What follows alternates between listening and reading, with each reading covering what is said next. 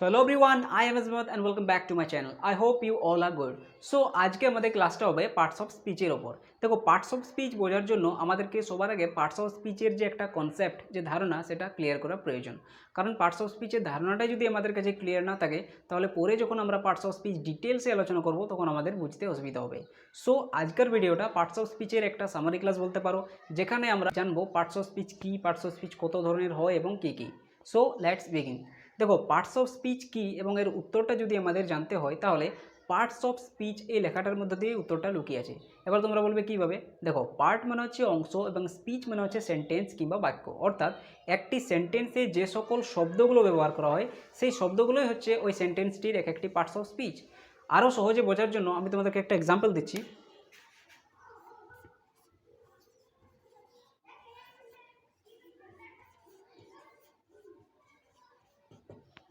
দেখো I M a student, এটা হচ্ছে একটা সেন্টেন্স এবং এই সেন্টেন্সটি এক একটি শব্দ নিয়ে তৈরি হয়েছে। যেমন আই হচ্ছে একটা শব্দ, এম হচ্ছে একটা শব্দ, এ হচ্ছে একটা শব্দ এবং স্টুডেন্ট হচ্ছে একটা শব্দ, রাইট?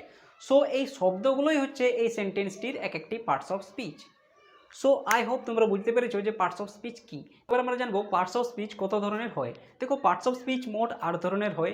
এগুলো হচ্ছে noun, pronoun, adjective, verb, adverb, preposition, conjunction and interjection.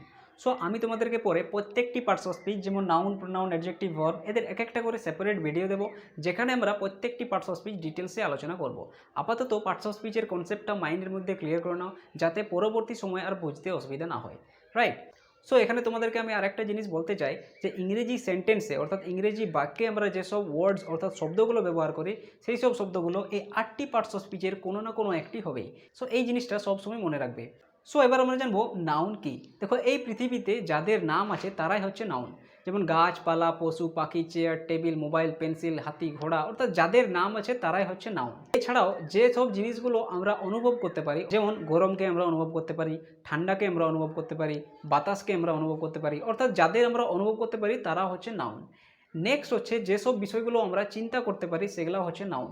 যেমন অ্যাংজাইটি অর্থাৎ দুশ্চিন্তা, টেনশন অর্থাৎ চাপ, অর্থাৎ যেসব বিষয়গুলো আমরা চিন্তা করতে পারি সেগুলো হচ্ছে নাউন, রাইট? সো এই ভিডিওতে জাস্ট নাউন কি এটা জেনে রেখো, পরে আমরা যখন নাউন ডিটেলসে আলোচনা করব তখন নাউনের বিভিন্ন যে ক্যাটাগরি আছে সেগুলো আমরা জানবো, রাইট? নেক্সট হচ্ছে pronoun.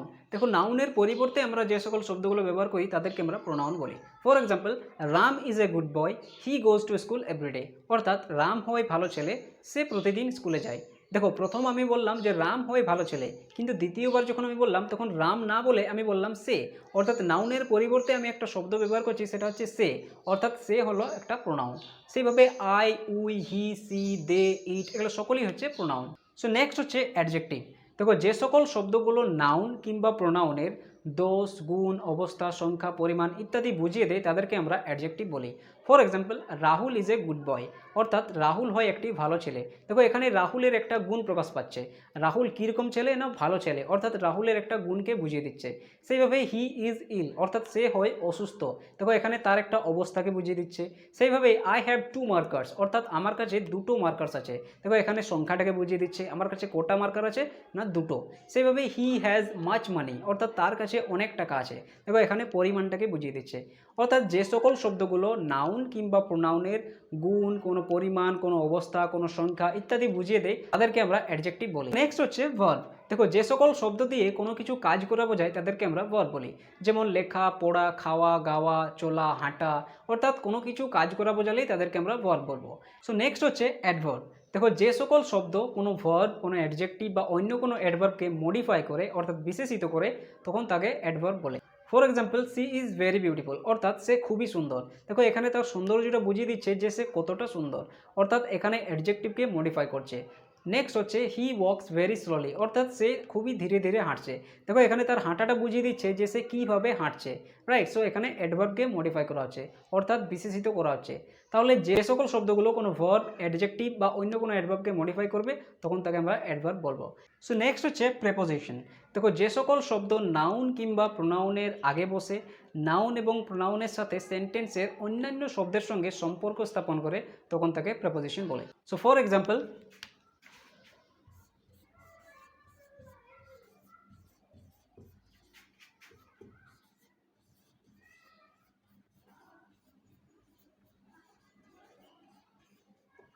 The book is on the table. দেখো এখানে প্রেপোজিশন হচ্ছে অন, রাইট।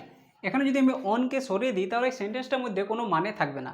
যেমন দি বুক ইজ দ্য টেবল, যেই আমি অনকে বসিয়ে দিলাম তাহলে সেন্টেন্সটার মধ্যে যে সকল শব্দগুলো আছে তাদের মধ্যে একটা সম্পর্ক স্থাপন হচ্ছে, রাইট। সো প্রেপোজিশনের কাজই হচ্ছে নাউন এবং প্রোনাউনের আগে বসবে এবং নাউন এবং প্রোনাউনের সাথে সেন্টেন্সের অন্যান্য শব্দের সঙ্গে সম্পর্ক স্থাপন করা।